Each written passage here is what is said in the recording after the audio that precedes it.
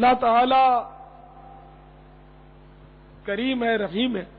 ہم اگر دوسروں پر رحم کریں گے، ان پر مہربانیاں کریں گے اور اپنا دل صاف رکھا کریں گے تو انشاءاللہ بہت دنیا اور آخرت کے بہت فوائد ہوں گے. ورنہ اب دشمنی ہوتی ہے نا تو ٹینشن ہی ہوتا ہے، وہ چیڑ ہوتی ہے، طرح طرح کے وسوسے آتے ہیں اپنے عزیزوں کے بارے میں، رشتہ داروں کے بارے میں. حالانکہ رشتہ داروں سے حسن سلوک کی بہت تاکیدیں، بہت تاکیدیں.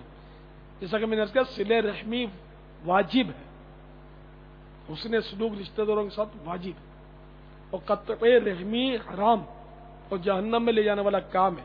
رشتہ داری توڑنا جو ہے یہ گناہ ہے، حرام ہے. تو اس لیے وہ جب تک شرعی عذر نہ ہو ہرگز ہرگز رشتہ داری نہ توڑی جائے اور صلہ رحمی نے ان کے ساتھ حسن سلوک رکھا جائے. اب اس کی جیسے صورتیں، کبھی ایک آدھ فون کر لیا تو بہت آسان ہو گیا، فون کر لیا، کبھی لیٹر ڈال دیا، چلیے اجتماع ہی کی دعوت دے دی رشتہ دار کو. کہ اس طرح کچھ نہ کچھ، یعنی کہ وہ آپ کا کیا کہنا چاہیے، رابطہ رہنا چاہیے.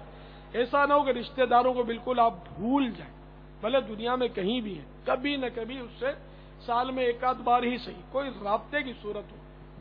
اب تو کمیونیکیشن بہت ایزی ہے، ٹیلی فون کے ذریعے آپ دنیا میں کہیں بھی کانٹیکٹ کر سکتے ہیں. اگر اور دور آپ کے رشتہ دار ہیں تو کبھی کبھی اس طرح کر لیا کریں.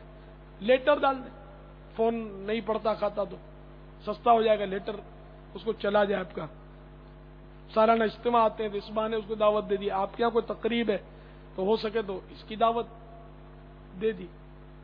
تو انشاءاللہ اس طرح محبتیں بڑھیں گی اور رشتہ داری آپ کی اور مضبوط سے مضبوط تر ہوگی.